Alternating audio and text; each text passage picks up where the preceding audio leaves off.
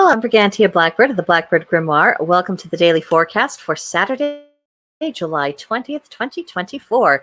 It is the day of Saturn, the day of magic. We have a waxing gibbous moon.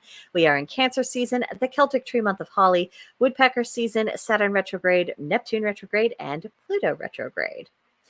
Now, for astrology, the sun is in Cancer, cardinal water representing intuition. The moon is second quarter Capricorn, cardinal earth representing ambition. Mercury is in Leo, fixed fire, representing ideals. Venus is in Leo, fixed fire, which means to be ardent.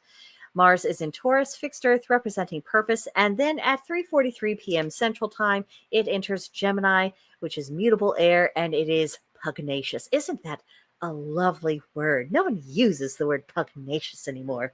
It's aggressive and it's out there and somewhat antagonistic. So we are going to have a very interesting time of it while Mars is in Gemini.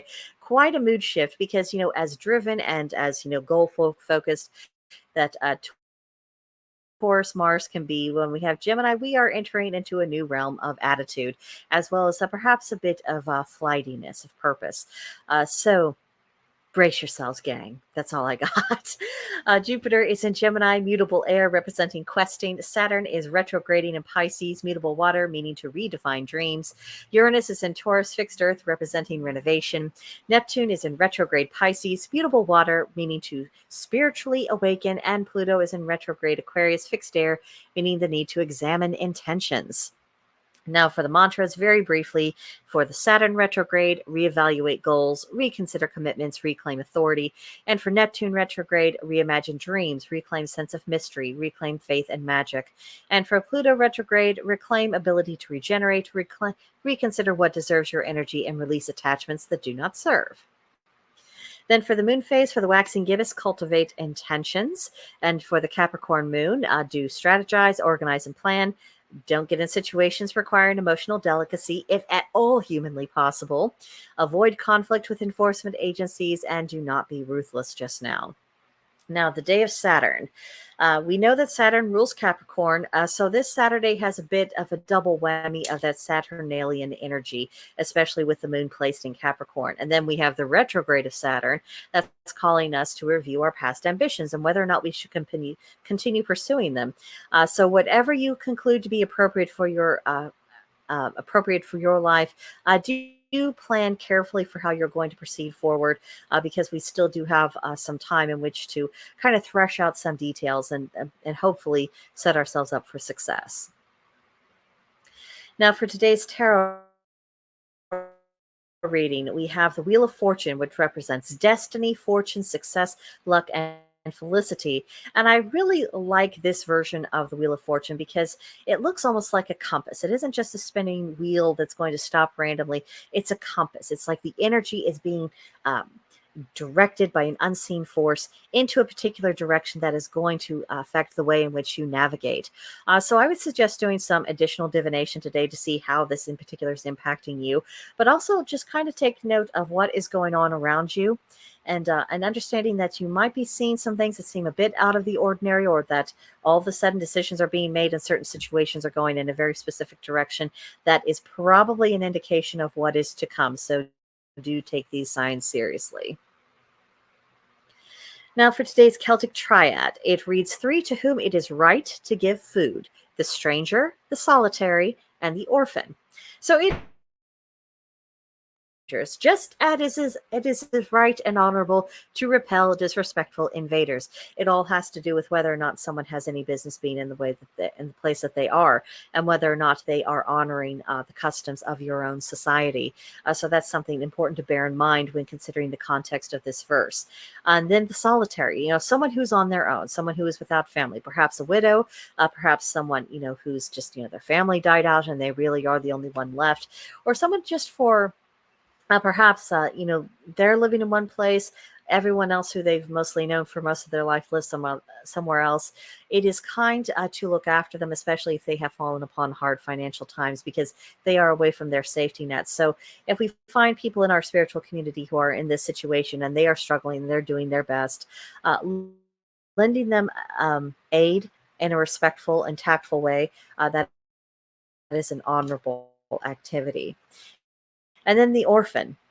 I think it goes without saying that it is virtuous to provide and care for children without parents. Adoption can be a very beautiful thing.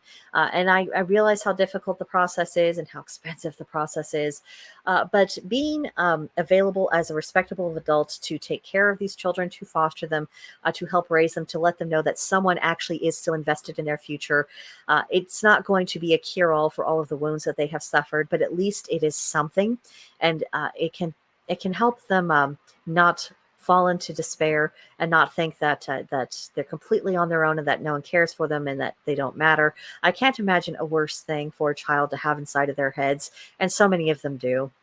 So if someone's in a position to alleviate that, um, that is definitely a good thing to be doing. Now, for today's magical intention, it's all centered on ancestral connections. For this, the color is indigo, the plant is the weeping willow, the animal is the loon, and the crystal is labradorite. It's going to be much easier for you to honor your ancestors if you close the gap between them and yourself. So, taking opportunities on particularly magical days or when we have favorable astrological placements to reach out to your ancestors however you can, reforging those connections, affirming that their value to you is a very real thing. A lot of pagans choose to have an ancestor altar if they have space for it in their home, where if not leaving offerings on a regular basis, certainly leaving offerings, on important occasions, having their pictures out, continuing to tell their stories, telling your children about who they were and why they mattered and what they meant to you. This is all about helping reforge those connections and ensuring that I mean, death certainly affects our family ties, but it does not end them. And so acknowledging that, family still remains family, whether they are in corporeal form or not, that can be a source of comfort, especially if your family has suffered a recent loss.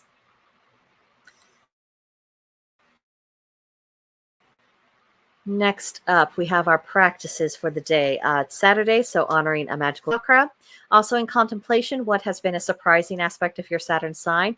This would be a good day for altar work for my brothers and sisters of the craft, and also take inventory of your magical supplies. I found that around mid-July, I start looking around like, oh, things are running a bit low.